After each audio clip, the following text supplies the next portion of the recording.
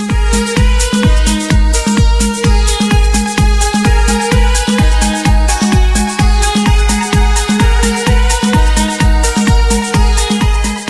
ូមស្វាគមន៍និងស្ដាប់តម្រុយឆ្នោតយួនប្រចាំថ្ងៃដើម្បីជាកម្លាំងចិត្តសូមពុកម៉ែបងប្អូនចុច like និងសញ្ញាជាម្នាក់មួយផង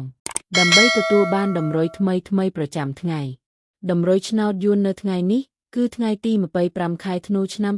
2025ដើម្បីកុំឲ្យខាតពេលយូរសូមស្ដាប់តម្រុយឆ្នោតពី admin មានលេខ99547535 CD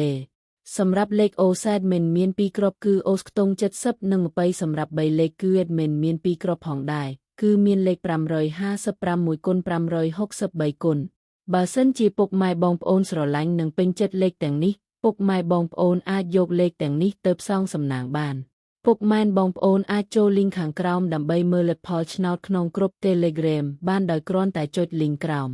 ជាចុងក្រោយសូមជូនពរពុកម៉ែបងប្អូនដែលយកលេខខាង admin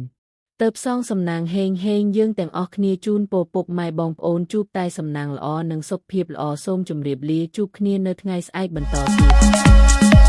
ត